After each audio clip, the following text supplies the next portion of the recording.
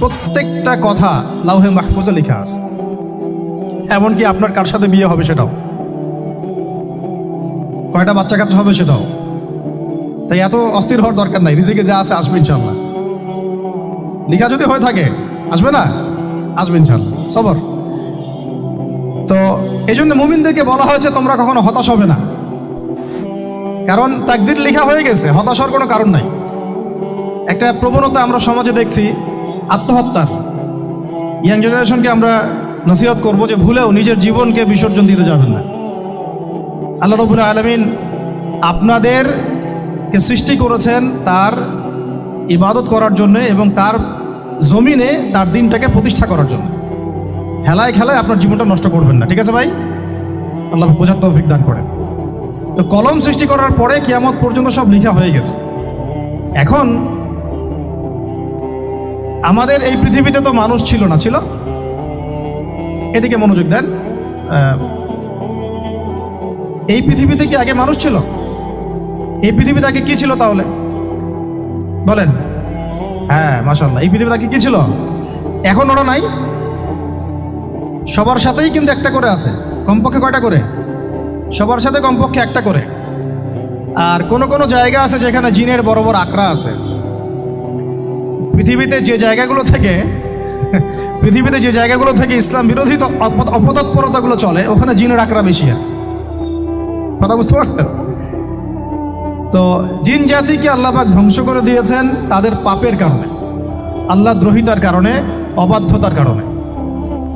এখন আল্লাহ রাব্বুল আলামিন ইরাদা করলেন পৃথিবীতে আমাদেরকে সৃষ্টি করবেন, মানে মানুষকে সৃষ্টি করবেন। আল্লাহ পাক তার সমস্ত ফেরেশতাদেরকে একত্রিত করলেন। ঘটনাটা কিন্তু খুব ইন্টারেস্টিং।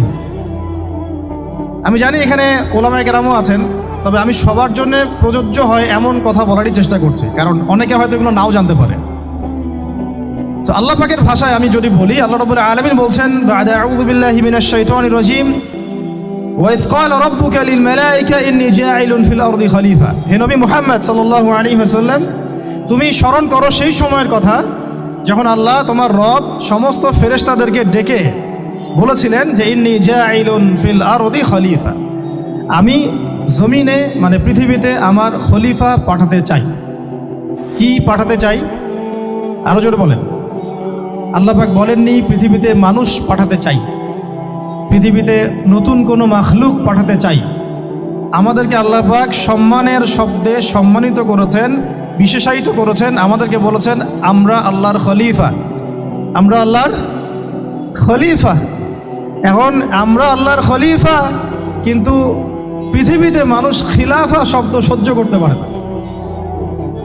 হ্যাঁ, কি অদ্ভুত না? এটা কোরআনের কি শেষের দিকে আছে না প্রথম দিকে আছে? সূরা বাকারার একদম শুরুর দিকে 3টা 4টা 5টা পৃষ্ঠা উল্টালে দেখবেন এই একটা আছে। কোরআন তাহলে শুরু থেকে কখনো খুলেও দেখেনি সে ব্যক্তি। প্রমাণ হলো এটা যে খুলেও দেখে না, অথবা দেখলেও সে এড়িয়ে গেছে। আল্লাহ পাক আমাদেরকে বললেন যে পৃথিবীতে আমি আমার খলিফা পাঠাতে চাই। তাহলে আদম আলাইহিস সালামকে আল্লাহ পাক মুহাব্বতের শব্দে, সম্মানের শব্দে বিশেষায়িত করলেন। কি বলে? সুবহানাল্লাহ, সুবহানাল্লাহ। আর খলিফা কাকে বলে এটা আমি আপনাদেরকে বোঝাচ্ছি একটা দোয়া থেকে। এই যে গাড়িতে করে আমরা বাসা থেকে আসলাম বা যখন কোনো সফরে যাই, আমরা একটা দোয়া পড়ি, সুবহানাল্লাযী সাখখারা লানা হাযা ওয়া মা কুন্না লাহু মুকরিনিন ওয়া ইন্না ইলা রাব্বিনা লামুনকালিবুন। এতটুকু তো পড়ি নাকি ভাই? এগুলো পড়তে হবে। ওই মেলায় এসেছি শুধু লেকচার শোনার জন্য না, ছবি তোলার জন্য না। আজকে জীবনটা পরিবর্তন করার নিয়াত করে যাইতে হবে, ঠিক আছে ভাই? বই প্রকাশ করা, ছাপানো, বিক্রি করা, লেখা, এর চেয়ে বড় কথা আমার জীবনটা ইলমের আলোয় আলোকিত করা। আমি বই লিখলাম ধরেন একটা, আমার মধ্যে সেই আমল নাই, লাভ নাই? লাভ আছে? আমি বই ছাপাইছি 100, 200, 500, 1000, আমি নিজেই আমল করি না, হবে? আগে আমল জরুরি। ইলমের সাথে আমলটা খুব বেশি জরুরি। আলেম তাকেই বলা হয় যে ইলম অনুযায়ী আমল করে। আল্লাহ পাক বলেন লিমা তাকুলুনা মা লা তাফআলুন, তোমরা এমন কথা কেন বলো যে আমল নিজেরাই করো না? কাবুরা মাকতান ইনদাল্লাহ আন তাকুলু মা লা তাফআলুন, আল্লাহর কাছে সবচেয়ে গর্হিত একটা অপরাধ তোমরা একটা কথা বলবা কিন্তু আমল করবা না। তো দোয়াটা মুখস্থ করবেন। এই দোয়ার নিচে একটা অংশ আছে, আল্লাহুম্মা আনতা সাহিবু বিস সাফারি। আমার কথাটা শুনেন, খলিফার অর্থটা বুঝেন, অনেকে তো অনেকভাবে ব্যাখ্যা করে আর কি। আল্লাহুম্মা আনতা সাহিবু ফিস সাফারি, আল্লাহ তুমি এই সফরে আমার সাথী। সফরে বের হওয়ার সময় দোয়া পড়ছি আমরা, আল্লাহুম্মা আনতা সাহিবু ফিস সাফারি, আল্লাহ তুমি এই সফরে আমার সাথী। ওয়াল খলিফাতু ফিল আহলি ওয়া মালি, আল্লাহ আমি তো বাসায় নাই, আমার বাসার আহাল মালের খলিফা হচ্ছে তুমি আল্লাহ। তাহলে খলিফা শব্দ দিয়ে কি বুঝলেন? আল্লাহ আমার বাসার আহাল মালের খলিফা মানে কি? আমার স্থলাভিষিক্ত তুমি আল্লাহ, আমি ওখানে নাই বাসায়, আমি সফরে বের হয়ে গেছি, আমার স্ত্রী, আমার সন্তান, আমার মাল, আমার জান, এগুলোর দায়িত্ব তোমার, তুমি খলিফা। কত চমৎকার দোয়া। তাহলে পৃথিবীতে আমি আমার খলিফা পাঠাতে চাচ্ছি, তার অর্থ কি? আল্লাহ রাব্বুল আলামিন এই পৃথিবীতে আমাদেরকে তার প্রতিনিধি বানিয়েছেন। সুবহানাল্লাহ, সুবহানাল্লাহ।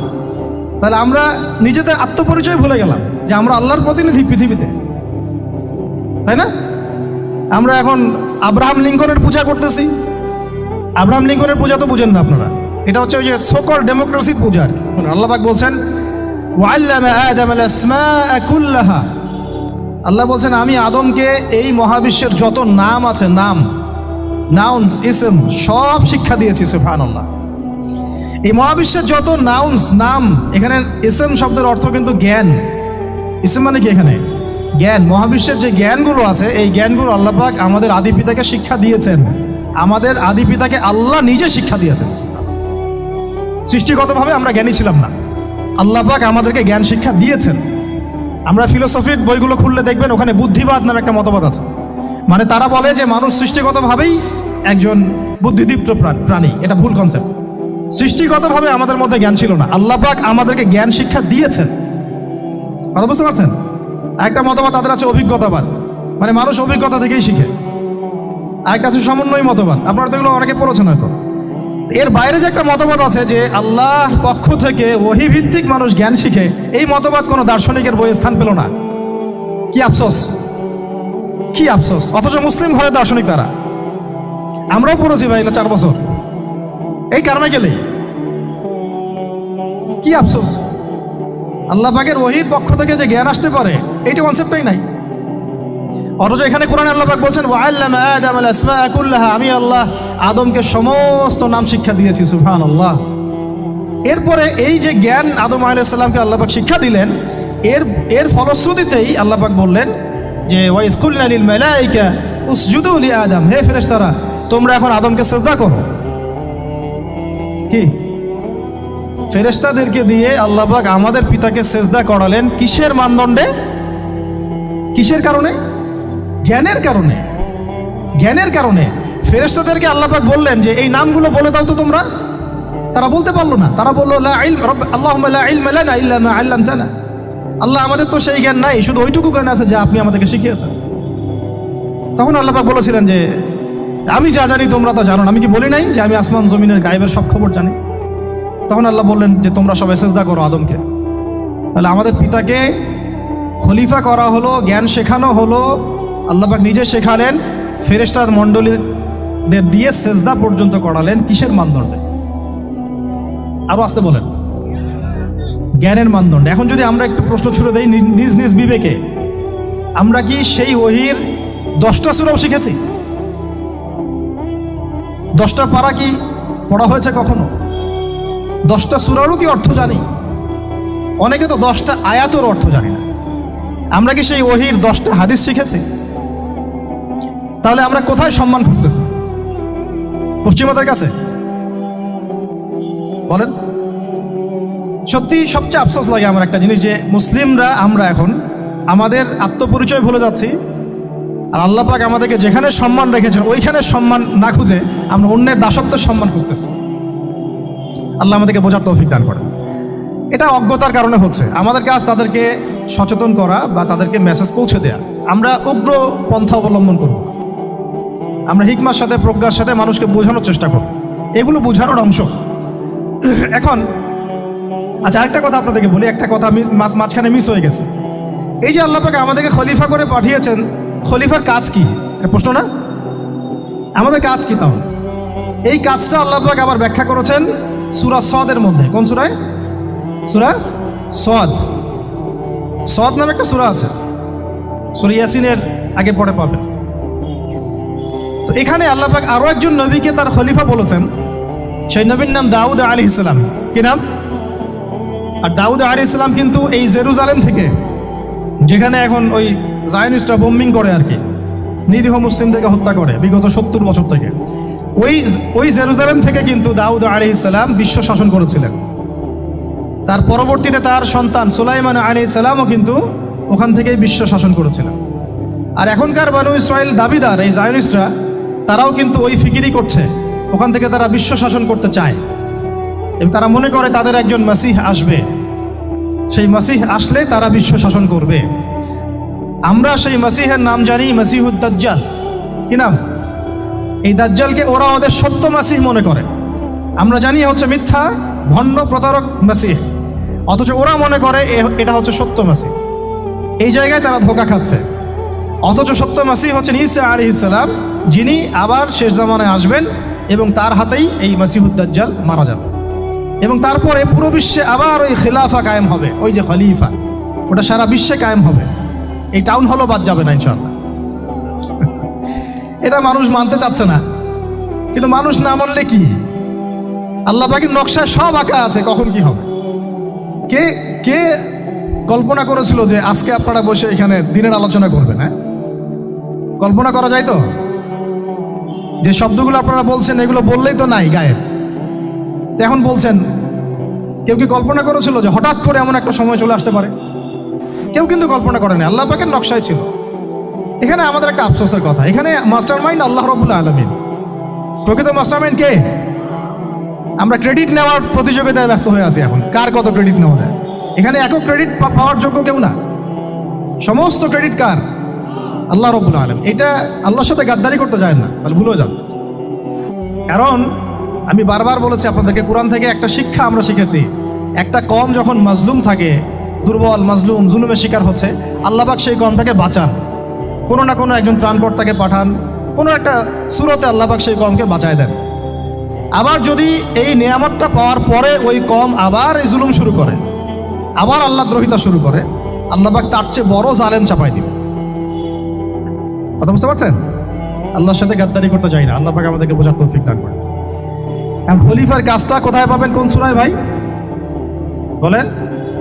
সূরা সাদে আল্লাহ পাক দাউদ আলাইহিস সালামকে খলিফা সম্বোধন করে বলছেন, ইয়া দাউদ, কি চমৎকার আহ্বান, ইয়া দাউদ, হে দাউদ, ইন্না জাআলনাকা খলিফাতান ফিল আরদ। দেখো আমি আল্লাহ তোমাকে পৃথিবীতে খলিফা করেছি। কি করেছি? খলিফা করেছে। তোমার কাজ কি শোনো, ফাহকুম বাইনান নাসি বিল হক। বোঝার চেষ্টা করেন একজন খলিফার কাজ কি। খলিফা মানে আল্লাহর প্রতিনিধি, জমিনে যে দায়িত্বশীল, অন্য মানুষের উপরে যে দায়িত্বশীল, তার কাজ ফাহকুম বাইনান নাসি বিল হক, মানুষের মাঝে ন্যায় বিচার প্রতিষ্ঠা করবে, এটা তোমার কাজ।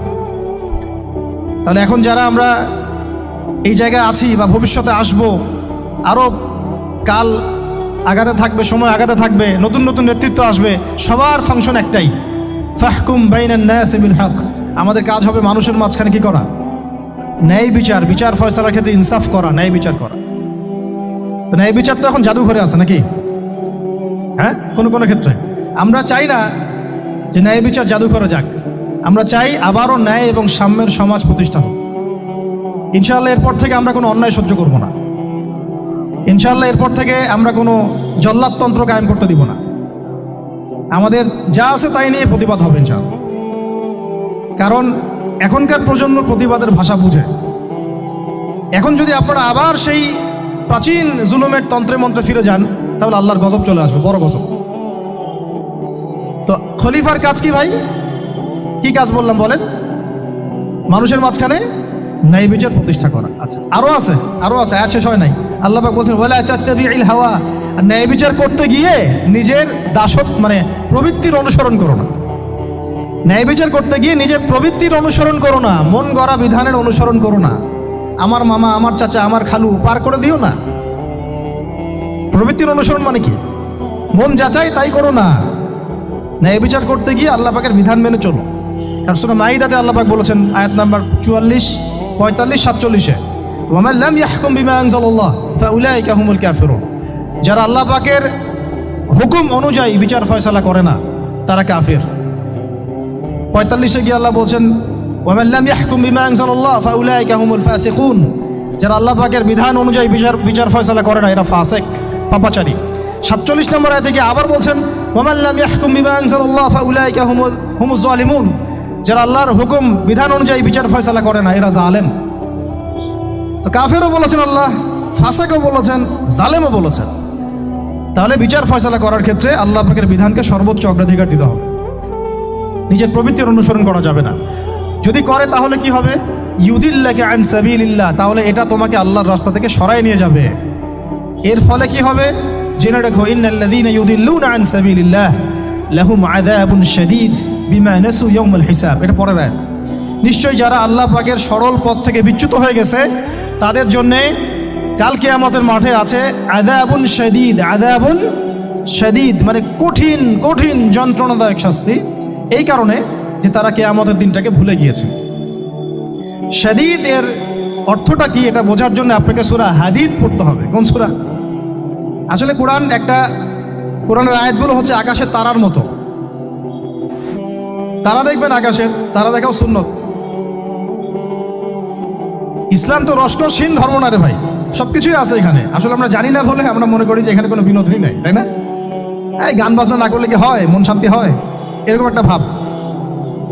যদি আপনি কোরআনের ভিতর ঢুকে যান, আপনার হৃদয়ে এমন নূর আসবে, এমন তৃপ্তি আসবে যে ওগুলো আপনার শুনতে ইচ্ছা করবে না, আপনি কান বন্ধ করে ফেলবেন নিজেই, বলতেই হবে না। এখন কিছু নতুন ইসলামিস্ট আসছে, তারা এগুলোকে ইসলামের অন্তর্ভুক্ত বলে মনে করার দাবি করতেছে যে এগুলো তো নিষেধ নাই, এগুলো তো নিষেধ করা হয় নাই। কতটুকু জানেন ইসলাম সম্পর্কে? না জেনে কেন কথা বলেন? নবী সাল্লাল্লাহু আলাইহি ওয়াসাল্লাম রাস্তা দিয়ে হাঁটছেন, ওই সময় তো অনেক পূজা অর্চনা ইত্যাদি হতো মক্কায়। তো এখানে ঢাক ঢোলের শব্দ আসছে। নবী সাল্লাল্লাহু আলাইহি ওয়াসাল্লাম নিজের 2 আঙ্গুল কানের মধ্যে ঢুকিয়ে দিলেন, দিয়ে পাশে একজন সাহাবী তাকে জিজ্ঞাসা করছেন হাঁটতে হাঁটতে হাঁটতে হাঁটতে, তুমি কি এখন আওয়াজ শুনতে পাচ্ছ? সাহাবী বলেন, না ইয়া রাসূলুল্লাহ, এখন আওয়াজ শুনতে পাচ্ছি না। তখন তিনি কান বের করলেন। এটা নবীর সুন্নত। আর আমরা নবীর সুন্নতকে উল্টাই দিছি কিভাবে দেখেন, আমাদের কানেই এখন ইয়ারফোন। উনি যেটা শুনে কান বন্ধ করতেন ওইটা আমরা কানে ঢুকায় রাখছি একেবারে। আল্লাহ আমাদেরকে বোঝার তৌফিক দান করেন। দেখেন আমরা তো সবাই পাপী। আমার মনে হয় না আমরা কেউ নবী সাল্লাল্লাহু আলাইহি ওয়াসাল্লামের সুপারিশ ছাড়া পার পাবো, এমনটা মনে হয় না আমাদের। সবাই পাপী, আপনি আমি আমরা সবাই। তো যে নবীর সুপারিশ আমরা প্রত্যাশা করছি, সেই নবীর সুন্নতকে যদি এইভাবে অবজ্ঞা করতে থাকি তাহলে কি সুপারিশ পাবো ভাই? কি মনে হয় আপনাদের? অ্যাটলিস্ট সুন্নতকে তো সম্মান করতে হবে নাকি? আল্লাহ বোঝার তৌফিক দান করেন। আমি তাহলে যেটা বলছিলাম যে আল্লাহ পাকের বিধান অনুযায়ী বিচার ফয়সালা করতে হবে, এটা খলিফার কাজ। ন্যায় বিচার করতে হবে মানুষের মাঝখানে, এবং নিজের প্রবৃত্তির অনুসরণ করা যাবে না, তাহলে আল্লাহর পথ থেকে দূরে সরাই দিবে। এখানেই বললাম শাদীদ বুঝতে গেলে আপনাকে কোন সূরা পড়তে হবে? সূরা হাদীদ। আকাশের তারার কথা কেন বললাম? যে আকাশের তারাগুলো যদি মেলাতে পারেন দেখবেন বিভিন্ন শেপ তৈরি হয়। প্রত্যেকটা তারার অবস্থানের গাণিতিক একটা ব্যাখ্যা আছে। যারা অ্যাস্ট্রোনমি নিয়ে পড়াশোনা করেন তারা জানেন, এগুলা সবাই জানবেন না। প্রত্যেকটা তারাকে আল্লাহ পাক এত সূক্ষ্মভাবে স্থাপন করেছেন যে যদি একটু সামান্য একটু ডানে বামে এগুলো সরে যায়, মহাবিশ্বের এই স্থিতিশীলতা নষ্ট হয়ে যাবে। এবং এটার কসমও আল্লাহ পাক কোরআনে করেছেন সূরা ওয়াকিয়ার মধ্যে। কোন সূরা? সূরা ওয়াকিয়াতে আল্লাহ পাক বলেছেন, ফালা উকসিমু বিমাওয়াকিইন নুজুম, আমি তারার অবস্থান স্থলের স্থিতির কসম করে বলছি। আল্লাহ পাক এর কসম করেছেন, কত গুরুত্বপূর্ণ জিনিস। ঠিক আছে, তো পরেরগুলো বললাম না। সূরা হাদীদ কেন পড়বেন? সূরা হাদীদ আল্লাহ পাক বলেছেন যে ওয়ানজালনাল হাদীদা ফীহি বাসুন শাদীদ। এই যে শাদীদ বুঝাতে গিয়ে হাদীদে আসছে। আল্লাহ পাক বলছেন যে আমি আল্লাহ পৃথিবীতে আসমান থেকে লোহা নাজিল করেছি। অবাক করার বিষয় না? লোহার খনি খুঁজতেছেন আপনারা মাটির নিচে, তাই না? আল্লাহ পাক বলছেন আমি লোহা নাজিল করেছি। আনজালনা, ঠিক যেমন ইন্না আনজালনাহু ফী লাইলাতুল কদর, আমি লাইলাতুল কদরে কোরআন নাজিল করেছি, আসমান থেকে নাজিল হয়েছে, তাই না? এরকমই ওয়ানজালনাল হাদীদা, আমি হাদীদ লোহা নাজিল করেছি। ফীহি বাসুন শাদীদ, যে লোহার মধ্যে আছে কঠিন শক্তি আছে না? আয়রন যে অণু পরমাণুগুলো, এগুলোর শক্তি সবচেয়ে বেশি না? কেমিস্ট্রিতে আপনারা পড়েছেন। তাহলে এখন আল্লাহ পাক বলছেন কিয়ামতের দিন তাদের জন্য আযাবুন শাদীদ, যারা আল্লাহ পাকের খলিফার দায়িত্ব পালন করবে না। যারা খলিফার দায়িত্ব পেয়েও ন্যায় বিচার করবে না, ইনসাফ করবে না, প্রবৃত্তির অনুসরণ করবে, ঠিক আছে, আল্লাহর পথ থেকে বিচ্যুত হয়ে যাবে, তাদের জন্য কিয়ামতের মাঠে এই শাস্তি আছে। তাহলে আমরা কি খলিফা শব্দ বুঝতে পারলাম? আমাদের পিতা যে খলিফা, এটা কি বুঝতে পারলাম? তাহলে এখন বলেন তো, প্রত্যেক নবী কি আল্লাহর খলিফা ছিলেন না? ছিলেন কি না? প্রত্যেক নবী কি আল্লাহর বিধান দিয়ে বিচার ফয়সালা করেন নাই? মানুষের মাঝখানে ইনসাফ করেন নাই? ন্যায় বিচার প্রতিষ্ঠা করেন নাই? এরপরে সাহাবায়ে কেরামের যুগে তারা কি ন্যায় বিচার প্রতিষ্ঠা করেন নাই? তাহলে হঠাৎ করে কি হলো বিশ্ববাসীর মধ্যে যে একেবারে কোরআন হাদিস এর মৌলিক বিষয়গুলো এগুলো সব পাশ কাটিয়ে আমরা মানব রচিত বিধানগুলোর দিকে চলে গেলাম? রহস্যজনক না বিষয়টা? এটা হচ্ছে দাজ্জালীয় একটা শাসন আসতেছে সামনে। দাজ্জাল নিজেকে খোদা বলে দাবি করবে, সে সমস্ত মানব জাতিকে বুঝাবে যে সেই খোদা, নাউযুবিল্লাহ। সে অনেক ভেলকি দেখাবে, মানুষকে তার দিকে টেনে নিয়ে আসবে। এমনকি সে এক হাতে জান্নাত এক হাতে জাহান্নাম নিয়ে ঘুরবে। নবীজি বলেছেন, যে তার জান্নাতে প্রবেশ করবে ওটাই তার জাহান্নাম, আর যে তার জাহান্নামে প্রবেশ করবে সেটাই হচ্ছে জান্নাত। তাহলে পুরো বিশ্ববাসীকে আল্লাহ থেকে দূরে সরিয়ে একটা গডলেস ওয়ার্ল্ডে রূপান্তরিত করার একটা তৎপরতা চলছে, লক্ষ্য করতেছেন না? এটা মূলত আপকামিং যে দাজ্জালীয় সভ্যতার ভবিষ্যৎবাণী নবীজি করেছেন, এই দিকেই ওয়ার্ল্ড যাচ্ছে আস্তে আস্তে আস্তে আস্তে ওই দিকে যাচ্ছে। তবে নবীজি এটাও বলেছেন সাল্লাল্লাহু আলাইহি ওয়াসাল্লাম যে আমার উম্মতের মধ্যে একটা তয়ফা, একটা দল, কিছু মানুষ সবসময় হকের উপর অটল থাকবে ইনশাআল্লাহ, কিন্তু তাদের সংখ্যা হবে খুব কম। এখন আমাকে আপনারাই বলেন যে ওই হকের উপর অটল থাকতে হলে আমার সেই জ্ঞান লাগবে কি লাগবে না? বলেন। যেই জ্ঞান আমাদের পিতাকে শেখানো হয়েছে, দেখবেন প্রত্যেকটা মানুষের মধ্যে কিছু প্রতিভা আছে, সৃজনশীলতা আছে, আছে না? একটা বুদ্ধিদীপ্ত একটা তাড়না মানুষের ভিতরে কাজ করে। এটা কোত্থেকে আসছে জানেন? আমাদের পিতার ডিএনএ থেকে আসছে। আমাদের পিতার ডিএনএ থেকে, আমরা কিন্তু সবাই তার সন্তান। এরপরে পৃথিবীতে মানুষ পাপাচারে যখন লিপ্ত হলো প্রচণ্ড রকম, তখন নূহ আলাইহিস সালামকে আল্লাহ পাক পাঠান এবং তিনি প্রায় 950 বছর দাওয়াতের কাজ করলেন। 40টা বা 80টা পরিবার ইসলাম কবুল করলো। তখন আল্লাহ পাক এই মুমিনদেরকে বাদ দিয়ে সবাইকে গারদ করে দিলেন, ধ্বংস করে দিলেন।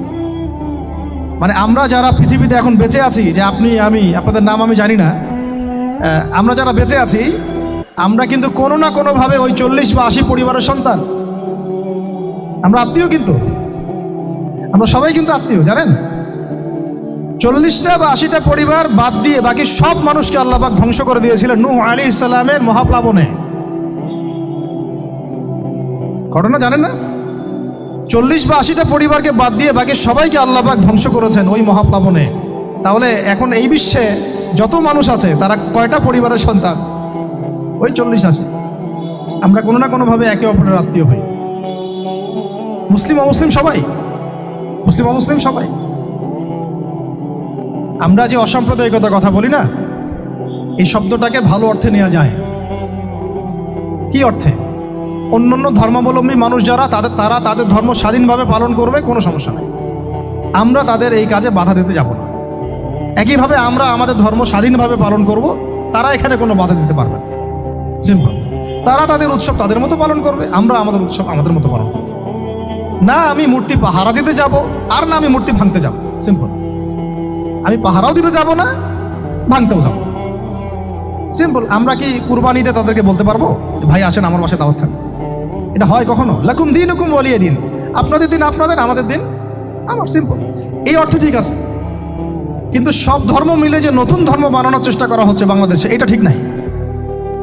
এটা শুভঙ্করের ফাঁকি। সব ধর্ম মিলে নতুন ধর্ম করার কোনো সুযোগ নাই। আমরা সবাই এক পরিবারের সন্তান। এখন আমাকে বলেন, নূহ আলাইহিস সালামের একটা ছেলে ছিল, নাম জানেন? কি নাম বলেন? কে? না না, মাশাআল্লাহ। কয় ছেলে ছিল তার? হ্যাঁ, না, মূলত 4জন সন্তান থেকে বড় বড় 4টা গোত্র সৃষ্টি হয়েছে। শাম এক সন্তানের নাম কি? এটাকে কেন্দ্র করে এই যে সিরিয়ান কন্টিনেন্টে, পুরো প্যালেস্টাইন, সিরিয়ান, অ্যারাবিয়ান কন্টিনেন্টে যত মানুষ, তার বংশধর। ঠিক আছে? হাম, একটা সন্তানের নাম হাম। এখান থেকে আফ্রিকার যে কালো কালো মানুষগুলো সব তাদের বংশধর। একটা হচ্ছে ইয়াফাস, ওই ইউরোপিয়ান যারা সাদা চামড়া, সব এদের বংশধর। আরেকটা যে কেনা। এই ছেলেটা কি বলেছিল? বাবা ডাকছে, নৌকায় আসো তাড়াতাড়ি। নৌকায় আসো তাড়াতাড়ি, না হলে আজকে আল্লাহ পাক আযাব দিয়ে ধ্বংস করে দিবেন। সে নবীর সন্তান হওয়ার পরেও আল্লাহ প্রদত্ত ওহির জ্ঞানকে মূল্যায়ন না করার কারণে ধ্বংস হয়ে গেল। আর ওই 40টা বা 80টা পরিবার নাজাত পেল কিভাবে? আল্লাহর পক্ষ থেকে নাজিলকৃত ওহির জ্ঞানকে প্রাধান্য দিয়ে আনুগত্য করে। তাহলে কোন জ্ঞানকে আমরা প্রাধান্য দিব ভাই? আমি বলছি না যে আমরা দুনিয়াবী জ্ঞানগুলোকে শিখবো না, ওই প্রসঙ্গে আমি একটু পরে আসছি যে আমরা শিখবো এবং কিভাবে শিখবো, কতটুকু শিখবো। আগে এই অংশটুকু শেষ করি। ঠিক একইভাবে আপনারা কি আদ জাতির নাম জানেন? আদ, সামুদ। ওই যে সৌদি আরব এখন যেখানে লাইন বানাচ্ছে, লাইন প্রজেক্ট, ওই আল-ওলা বলে, আল-ওলা লাইন প্রজেক্ট বানাচ্ছে, দেখবেন অনলাইনে। ওই জায়গা দিয়ে নবী সাল্লাল্লাহু আলাইহি ওয়াসাল্লাম তাবুক যুদ্ধের সময় গিয়েছিলেন। যাওয়ার সময় তিনি বলেছিলেন, তোমরা মাথা নিচু করে কান্নাকাটি করতে করতে এখান থেকে অতিক্রম করো। সাহাবীরা মাথার উপর কাপড় দিয়ে কান্নাকাটি করতে করতে জায়গাটা পার করেছেন, কারণ ওই জায়গায় সামুদ জাতি ছিল যাদেরকে ধ্বংস করা হয়েছে। ওটা হচ্ছে এখন পর্যটন স্পট। সুবহানাল্লাহ। তো আদ এবং সামুদ জাতিকেও আল্লাহ পাক ধ্বংস করলেন, কিন্তু তাদেরকে করেন নাই যারা ওহির জ্ঞানকে প্রাধান্য দিয়েছিল। ইব্রাহিম আলাইহিস সালাম কোন জ্ঞানের বদৌলতে আল্লাহকে চিনলেন? মানব রচিত জ্ঞান নাকি আল্লাহর পক্ষ থেকে নাজিলকৃত জ্ঞান? বলেন। মূসা আলাইহিস সালাম কোন জ্ঞানের বদৌলতে ফিরআউনের মতো এই যে কি বলবো প্রতাপশালী একজন শাসকের সামনে দাঁড়িয়ে বুক ফুলিয়ে ইসলামের দাওয়াত দিলেন? কোন জ্ঞানের আলোকে? ওহির জ্ঞান। আর ওহির জ্ঞান যখন নাজিল করা হয়েছে তখন তিনি দোয়াটা পড়ছিলেন, রব্বি ইশরাহ লি সাদরি ওয়া ইয়াসসির লি আমরি ওয়াহলুল উকদাতাম মিন লিসানি ইয়াফকাহু কওলি। প্রত্যেক নবী, ইউসুফ আলাইহিস সালাম কারাগারে 12 বছর থেকেছেন। কত বছর? 12 বছর। আমাদের অনেক ভাই এরকম 5 বছর, 7 বছর, 10 বছর, 12 বছর থেকেছে, আছে। এমনও মানুষ আছে, এখন বলা যায় তাই বলি, যে ওই যে একটা শব্দ শুনেছেন আয়না ঘর, ওখানে দীর্ঘদিন ছিল, তারপরে নাই, কোথায় গেছে আল্লাহই ভালো জানে। ইউসুফ আলাইহিস সালামও এরকম কারাগারে ছিলেন। কত বছর? 12 বছর। কিন্তু আল্লাহ পাক তাকে এমন একটা জ্ঞান শিক্ষা দিয়েছিলেন, তিনি স্বপ্নের ব্যাখ্যা বলতে পারতেন, যে কোনো স্বপ্নে। রাজা স্বপ্ন দেখলেন যে 7টা গাভী, জীর্ণ শীর্ণ গাভী মোটা তাজা গাভীকে খেয়ে ফেলছে, স্বপ্নের ব্যাখ্যা কেউ দিতে পারে না। কিন্তু ওই জেলখানায় 2 জন ছাড়া পাওয়া মানুষ, ছাড়া পাইছে 2 জন, আর কি 2 জনের মধ্যে একজন বেঁচে আছে, একজন নাই। মানে 2 জন বসে বসে ইউসুফ আলাইহিস সালামকে বলছিলেন যে আমরা একটা স্বপ্ন দেখলাম যে আমার মাথায় রুটি আছে, পাখি এসে রুটি খেয়ে ফেলছে। আর আমি স্বপ্ন দেখলাম যে আমি শরাব পান করাচ্ছি, ব্যাখ্যা কি ইউসুফ? তোমাকে সত্যবাদী বলে জানি। ইউসুফ আলাইহিস সালাম বললেন, তোমার মাথায় রুটি যেটা খেয়ে নিচ্ছে তার মানে তোমাকে শুলদণ্ড দেওয়া হবে, আর তুমি যে পানি পান করাচ্ছ তার মানে তুমি নাজাত পাবে, ছাড়া পাবে। হলেও তাই। আর যে নাজাত পাবে তাকে ইউসুফ আলাইহিস সালাম বলে দিলেন যে তুমি রাজ দরবারে গিয়ে আমার কথা বলো, আমার কথা আলোচনা করো। তো সে ভুলে গিয়েছিল। পরে যখন এই স্বপ্নটা দেখলো বাদশা, তখন বাদশা সবাইকে ডাকলো, ডেকে বললো যে এই গাভীর স্বপ্নের ব্যাখ্যা কি? তখন এই ব্যক্তির মনে পড়ছে, আর ইউসুফ তো ব্যাখ্যা দিতে পারে। সে গিয়ে ইউসুফ আলাইহিস সালামকে ডেকে নিয়ে আসতেছে যে এই রাজা স্বপ্ন দেখছে, ব্যাখ্যা কি? স্বপ্ন কিন্তু আপনার কাছে শুনে একটা স্বাভাবিক মনে হচ্ছে, আরে গাভীর আবার স্বপ্নের কি ব্যাখ্যা? তখন ইউসুফ আলাইহিস সালাম ব্যাখ্যা দিলেন যে 7 বছর ফসল ফলবে আপনাদের এলাকায়, তারপরের 7 বছর হবে দুর্ভিক্ষের সময়। কিসের সাথে কিসের ব্যাখ্যা? এই জ্ঞান কে শিখালেন তাকে? এই ইন্টারপ্রিটেশনের জ্ঞান কে শিখালেন? তাহলে জ্ঞানের মূল উৎস কে? আমার কথা বলার উদ্দেশ্য কি বুঝতে পারছেন? যত জ্ঞান তার মূল উৎস কে? স্বপ্ন একটা জ্ঞান, যদি সেটা সত্য হয়। আর জেনে রাখবেন, কিয়ামতের আগে আগে মুমিনদের স্বপ্ন বেশি বেশি সত্য হবে। ঠিক আছে? মূসা আলাইহিস সালামকেও সেই আল্লাহ জ্ঞান শিক্ষা দিলেন। ঈসা আলাইহিস সালাম এই কুষ্ঠরোগীর গায়ে হাত বুলালে ভালো হয়ে যায়। হ্যাঁ, অন্ধ ব্যক্তির মানে চোখে হাত বুলালে ভালো হয়ে যায়। এমনকি মৃত ব্যক্তিকে তিনি বলছেন কুম বিইজনিল্লাহ, আল্লাহর হুকুমে দাঁড়িয়ে যাও, দাঁড়িয়ে গেল। এই জ্ঞান কে দিয়েছেন তাকে? দাউদ এবং সুলাইমান আলাইহিস সালাম এই যে পশু পাখির ভাষা বোঝেন, সুলাইমান আলাইহিস সালাম পিঁপড়ার ভাষাও বোঝেন। আপনাদের সায়েন্স কি পিঁপড়ার ভাষা বুঝে? হ্যাঁ, আমরা তো এখন সায়েন্সকে সব কিছুর মানদণ্ড মনে করি, তাই না? সায়েন্স যদি বলে হ্যাঁ তাহলে হ্যাঁ, না বললে না। মানে এমন একটা ভাব, দেখেন সায়েন্সকে আমরা ইলাহ বানাইছি, ইলাহ, উপাস্য। সায়েন্স যদি বলে যে পৃথিবী থেকে অমুক অমুক কোটি কোটি আলোকবর্ষ দূরে একটা গ্রহের সন্ধান পাওয়া গেছে, নাম দিল ধরেন যে আলফা এক্স ওয়াই জেড কিছু একটা, ওখানে হুরপড়ি আছে, হ্যাঁ ওখানে দুধের সাগর আছে, মধুর সাগর আছে। তো মানুষ তখন বিশ্বাস করা শুরু করবে, হ্যাঁ হ্যাঁ তাই তো থাকতেই পারে। নাসা বলেছে না হয়ে পারে, নাসা মন্তব্য করেছে না হয়ে পারে। ওরকম যদি বলে অনেক দূরে একটা আগুনের একটা বিশাল ইয়া পাওয়া গেছে, গ্রহ পাওয়া গেছে, ওখানে আযাব দেওয়া হয়, শাস্তি দেওয়া হয়, ওখানে অন্য মাখলুক আছে, ওদের ভাষায় এলিয়েন আর কি, মানুষ বিশ্বাস করে। কিন্তু আল্লাহ পাক কোরআনে বলছেন যে সুলাইমান আলাইহিস সালাম পিঁপড়ার ভাষাও বুঝতেন, ওই কথা বিশ্বাস করতে চাচ্ছে না। সুলাইমান আলাইহিস সালাম বাতাসে ফ্লাই করতে পারতেন, এটা বুঝতে পারতেছেন, বিশ্বাস করেন না। তাহলে ওই প্রযুক্তি না থাকলে এয়ারক্রাফট কিভাবে আবিষ্কার করলেন? যে প্রযুক্তিগুলো পৃথিবীতে চলে গেছে ইতিমধ্যে, ওগুলো ভবিষ্যতেও আসতে পারে। যেমন একটা প্রযুক্তির কথা বলি, সুলাইমান আলাইহিস সালাম বসে আছেন, একজনকে বললেন না সাবার রানী বিলকিসের সিংহাসন কে নিয়ে আসতে পারবে? একজন বলল যে আপনি উঠে দাঁড়াইতে যতক্ষণ সময় লাগে এর মধ্যে নিয়ে আসবো।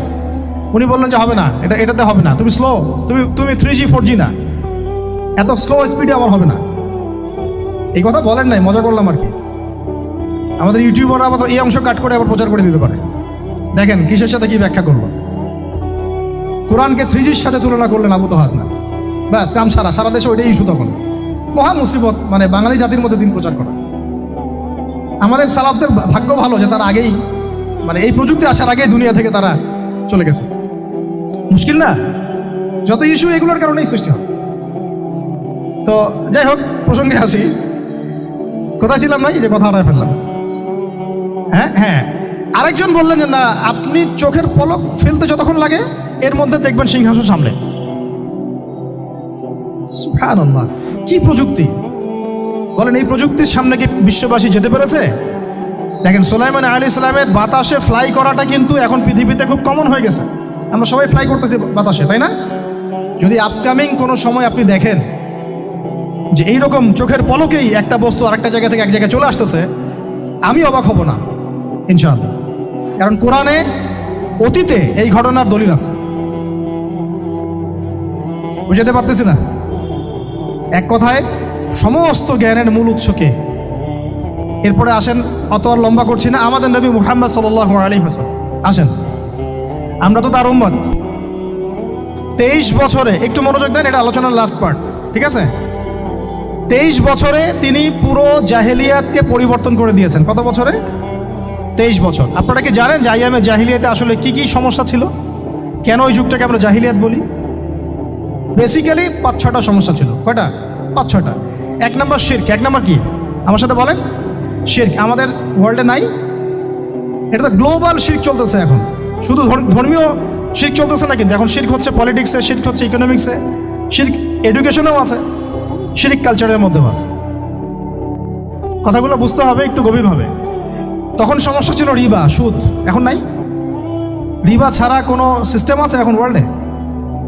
আমি গতকালকে একটা হাদিস মোতালা করছিলাম সুদ সংক্রান্ত। নবীজি বলেছেন সাল্লাল্লাহু আলাইহি ওয়াসাল্লাম যে একটা যুগ আসবে সামনে, সুদবিহীন কোনো মানুষই চলতে পারবে না। যে চলতে চাইবে তার গায়েও সুদের ছিটা ফোটা গিয়ে লাগবে। আসে নাই সেই যুগ? সুবহানাল্লাহ, কিভাবে তিনি এত স্পেসিফিকলি কথাগুলো বলতে পারেন? নিশ্চয়ই তিনি এমন একজন সত্তার কাছ থেকে জ্ঞান পেয়েছেন যিনি সব জানেন, অতীত বর্তমান ভবিষ্যৎ, তাই না? এমনকি নবীজি বলেছেন ইমামুল মাহদির সময় যে 10 জন ঘোড়সাওয়ার বের হবে এবং তারা গিয়ে খোঁজ নিতে যাবে যে দাজ্জাল বের হয়েছে কিনা। নবীজি বলছেন আমি সেই 10 জনের নামও জানি, তাদের বাবার নামও জানি। সুবহানাল্লাহ, সুবহানাল্লাহ। কিয়ামতের মাঠে আলী রাদিয়াল্লাহু আনহু, আবু বকর রাদিয়াল্লাহু আনহু, ওমর, উসমান রাদিয়াল্লাহু আনহুম আজমাইন, তাদের হিসাবটা কেমন হবে ওইটাও নবী সাল্লাল্লাহু আলাইহি ওয়াসাল্লাম আগেই বলে দিয়েছেন। সবচেয়ে দ্রুত হিসাব হবে এই উম্মতের আলী ইবনে আবি তালিব রাদিয়াল্লাহু আনহু। যাবেন, বের হবেন, শেষ। কি মানুষ, তার জীবনীটা পড়ে দেখবেন। আমি শেষের দিকে বলে দিব আপনাদেরকে আজকে, এবং এটা রেকর্ডেড থাকবে, ইনশাল্লাহ অনলাইনে দিয়ে দিব, যে আপনারা কোন কোন সাবজেক্টের বই কিনবেন। বই মেলা তো শুধু মানে আসলেন একটা একটা র্যান্ডমলি বই কিনলেন এমন না, টপিক ধরে ধরে সাবজেক্ট ওয়াইজ বই কিনতে হবে, ঠিক আছে ভাই? বই কেনার পিছনে টাকা পয়সা খরচ যদি না করেন মানে দিনের জন্য অর্থ ব্যয় করার মানসিকতা না থাকে, এলেম পাওয়া যাবে। অনেক মুহাদ্দিস নিজের গায়ের জামা খুলে দিয়ে পর্যন্ত বই নিয়ে বাসায় গিয়েছে, জানেন? তাদের সমস্ত সম্পত্তি বিক্রি করে দিয়েছেন বই কেনার জন্য। আজকে সকালে আমাদের এক ভাই মোজাকারা করছিলেন যে আমারই এক ওস্তাদ, বাংলাদেশের অনেক বরেণ্য একজন আলেমে দিন, প্রবীণ আলেমে দিন, তার কথা আলোচনা হচ্ছিল যে তিনি কিতাব পড়তে পড়তে পড়তে হঠাৎ একটা কিতাব তিনি খুঁজে পাচ্ছেন না। তো ছাত্রদেরকে পাঠালেন যে খুঁজে নিয়ে আসো তো, কোথায় আছে, কেউ খুঁজে পায় না। তিনি নাকি ওযু করে এসে নামাজ 2 রাকাত নামাজ পড়ে বাচ্চার মতো হাউমাউ করে কান্নাকাটি শুরু করলেন, আল্লাহ আমার সেই কিতাব কোথায় গেল, আমার কিতাবটা এনে দাও। তলাবুল ইলম কাকে বলে দেখেন, ইলমের তালেব, ইলমের ছাত্র কাকে বলে? এই যে ইলমের ছাত্র, আমরা কি ছাত্র হইতে পারছি? একটা বইয়ের দাম যদি দেখি 100 টাকা, বাস আমাদের গায়ে লাগে। 100 টাকা দিয়ে তো আপনার গার্লফ্রেন্ডকে নিয়ে বসতে গায়ে লাগে না, বসলে তো 500 টাকা চলে যায়। জিনা থেকে বাঁচতে না পারলে কলবে আল্লাহ নূর আসবে না। আল্লাহ পাক আমাদের কথাগুলো বোঝার তৌফিক দান করেন, আমিন। জিনা, আবার বলছি, জিনা থেকে বাঁচতে হবে, অন্যথায় কলবে নূর আসবে না। আল্লাহ পাক আমাদেরকে বোঝার তৌফিক দান করেন, আমিন।